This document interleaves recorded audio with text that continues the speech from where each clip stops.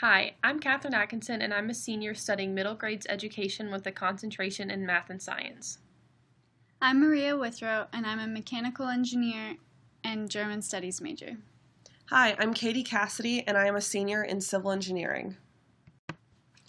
We chose to research the stereotypes that surround women's appearance in professional settings.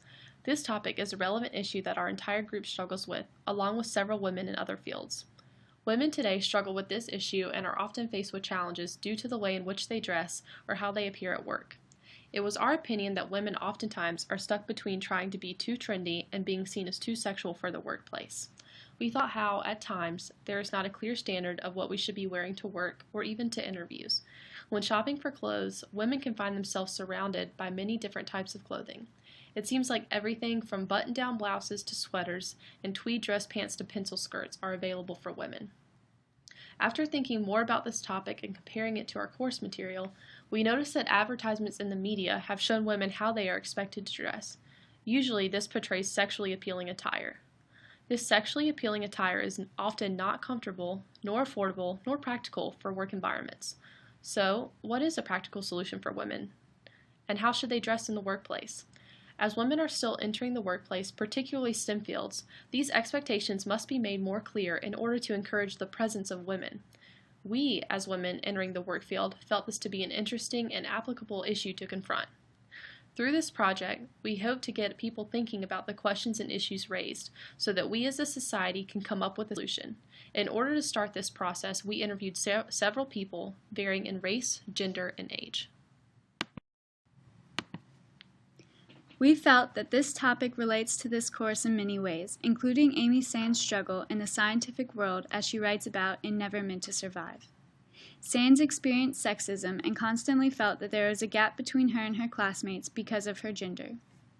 In Mary Barbachek's article, Science, Sex, and Stereotypical Images in Scientific Advertising, she says the mass media have portrayed a strongly negative image of women scientists as atypical women and atypical scientists, which is only amplified as women feel uncomfortable in the workplace due to their attire.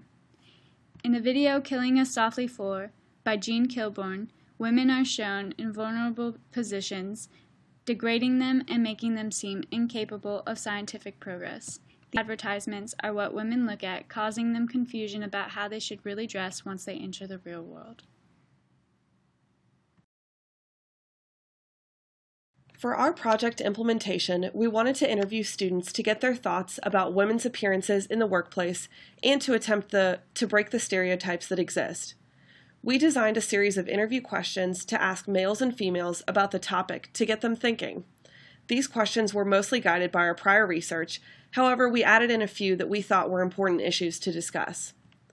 Our third question asks, do you think women have to dress a certain way to climb the corporate ladder?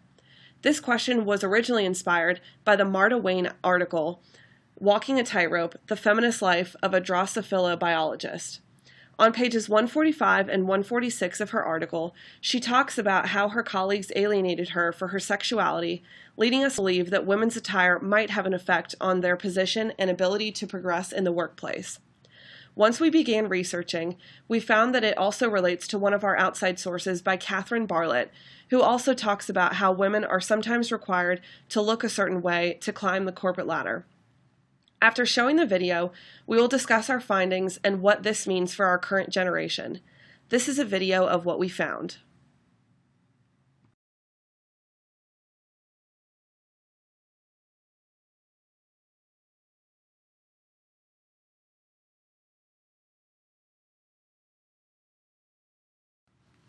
What were some of your initial reactions to this video?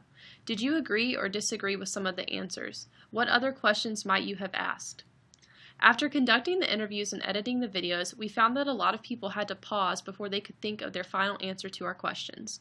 Although we edited most of the bloopers out, you might have noticed that a few people still paused or answered or to some of our questions.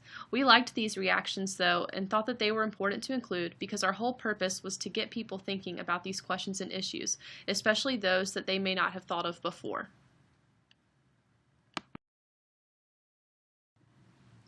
This video proves that these views are nothing new and are part of an ongoing battle to bring equality to the workplace. Catherine Bartlett, in her article Only Girls Wear Barrettes, discusses Title VII, the Civil Rights Act of 1964, which has undergone numerous changes to eliminate barriers to women's employment, but still faces issues on dress and appearance standards which subordinate women.